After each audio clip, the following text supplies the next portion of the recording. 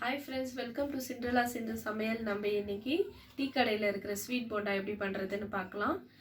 அப்படியே நீங்கள் நம்ம சேனலை சப்ஸ்கிரைப் பண்ணலன்னா சப்ஸ்கிரைப் பண்ணிவிடுங்க. பக்கத்தில் இருக்கிற பெல் பட்டனையும் அழுத்திடுங்க. அப்போ தான் நான் போடுற வீடியோ உங்களை தேடி வரும். வாங்க எப்படி பண்ணுறதுன்னு பார்க்கலாம். இப்போ நம்ம ஸ்வீட் போண்டா செய்யறதுக்கு தேவையான பொருள் என்னென்னு பார்க்கலாம் வாங்க. கோதுமை மாவு 1/2 கிலோ எடுத்துக்கோங்க. வாழைப்பழம், சின்ன வாழைப்பழம் 3 எடுத்துன்னு இருக்கேன். தேங்காய் ஒரு சின்ன கப்பில் துருவி வச்சுருக்கேன்.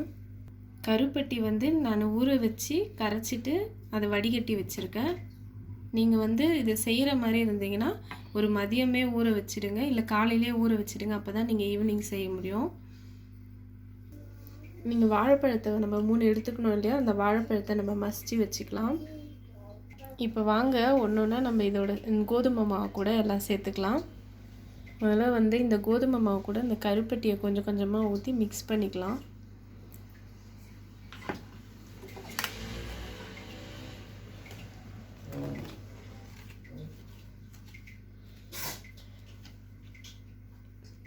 உங்களுக்கு பேக்கிங் சோடா தேவைப்பட்டால் ஒரு 1/2 ஸ்பூன் இந்த அளவு கலந்துக்கோங்க. இது உங்களுக்கு ஆப்ஷன் தான், தேவைப்பட்டால் நீங்கள் கலந்துக்கோங்க, இல்லைன்னா தேவையில்லை. இது பேக்கிங் சோடா போட்டால் கொஞ்சம் உப்பி வரும், அதுக்காக தான்.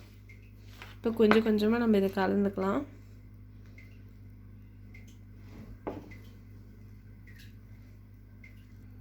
பாருங்கள், இந்த அளவு வர மாதிரி பண்ணிக்கோங்க. இங்கே பாருங்கள், இந்த மாதிரி வரணும். இப்போ நம்ம என்ன பண்ண போகிறோம், தேங்காய் துருவி வச்சதை இதில் சேர்த்துக்க போகிறோம். இதை சேர்த்துக்கோங்க. இந்த தேங்காயோட வாசனையும் சாப்பிட்றதுக்கும் ரொம்ப நல்லாயிருக்கும் இதில் மிக்ஸ் பண்ணிங்கன்னா. இப்போ அப்படியே கூட இந்த வாழைப்பழம் மசிச்சு வச்ச வேண்டிய இதையும் சேர்த்துக்க போகிறோம்.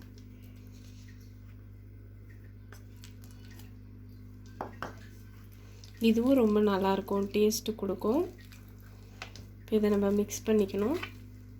இப்போ வாங்க ஸ்டவ்வை பற்ற வச்சுட்டு எண்ணெய் நம்ம எவ்வளோ தேவையோ அந்த அளவு எண்ணெய் ஊற்றிக்கலாம். நீங்கள் கடாய் காயட்டும்.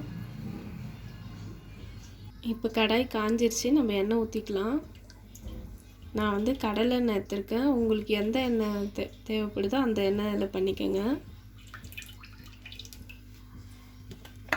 எண்ணெய் காயட்டும். நீங்கள் எண்ணெயில் போடுறதுக்கு முன்னாடி ஒரு தடவை செக் பண்ணிக்கோங்க, இனிப்பு கரெக்டாக இருக்கான்னு. ஒருவேளை உங்களுக்கு இனிப்பு பத்தலைன்னா நாட்டு சர்க்கரை கரைச்சிட்டு சேர்த்துக்கோங்க. பாருங்கள், எண்ணெய் காஞ்சிருச்சு. இப்போ நான் கொஞ்சம் கொஞ்சமாக எடுத்து போட்டுக்கிறேன்.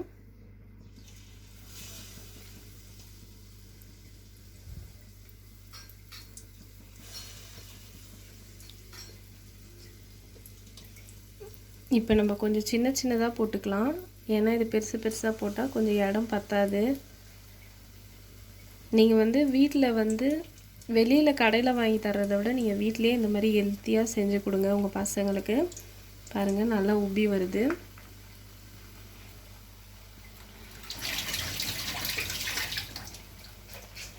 இது எப்பவும் ஸ்லோவில் வச்சுக்கோங்க. எந்த பொருள் செய்யும்போதும் எண்ணெயில் திருப்பி போட்டுக்கலாம். பாருங்கள், இப்போ எப்படி உப்பி வருது பாருங்கள்.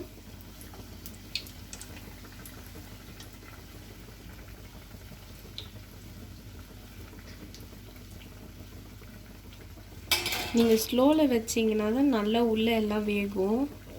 நீங்கள் ஃபாஸ்ட்டாக வச்சிட்டிங்கன்னா மேலே எல்லாம் மட்டும் வெந்துட்டு உள்ளே வேகாமல் இருக்கும். அதுக்கு தான் ஸ்லிம்லேயே வச்சு செய்யுங்க. பாருங்கள் ஃப்ரெண்ட்ஸ், போண்டா ரெடி ஆயிடுச்சு. இது கச்சாயம்னு சொல்லுவாங்க. ஸ்வீட் போண்டா அப்படின்ட்டு சொன்னால் சீக்கிரமாக புரியும். ஏன்னா கடையில் கூட நம்ம போய் போண்டா வேணும்னு தான் கேட்போம், அதனால சொல்கிறேன். பாருங்கள், சூப்பராக ரெடி ஆயிடுச்சு. இது தீஞ்சிருச்சுன்னு நினைக்காதீங்க, நம்ம கருப்பட்டி போட்டதுனால இந்த கலரில் தான் இருக்கும், ஒயிட்டாக இருக்காது. இது இந்த கலரில் தான் இருக்கும். பாருங்கள், நல்லாயிருக்கு. ஓகே ஃப்ரெண்ட்ஸ், நம்ம சாப்பிட்டு பார்க்கலாம். நல்லா வந்திருக்கு, சூப்பராக வந்திருக்கு, எல்லாம் கரெக்டாக இருக்குது. ஓகே ஃப்ரெண்ட்ஸ், நீங்கள் இதை வீட்டில் ட்ரை பண்ணி பாருங்கள். உங்கள் வீட்டில் எல்லாருக்கும் செஞ்சு கொடுங்க. ட்ரை பண்ணி பார்த்துட்டு எனக்கு கமெண்ட்டில் சொல்லுங்கள். பிடிச்சிருந்தா கமெண்ட்டில் சொல்லுங்கள். ரொம்ப பிடிச்சிருந்தா சப்ஸ்கிரைப் பண்ணுங்கள் நம்ம சேனலை. சுவையாக சமைச்சு சந்தோஷமாக சாப்பிடுங்க. Bye friends.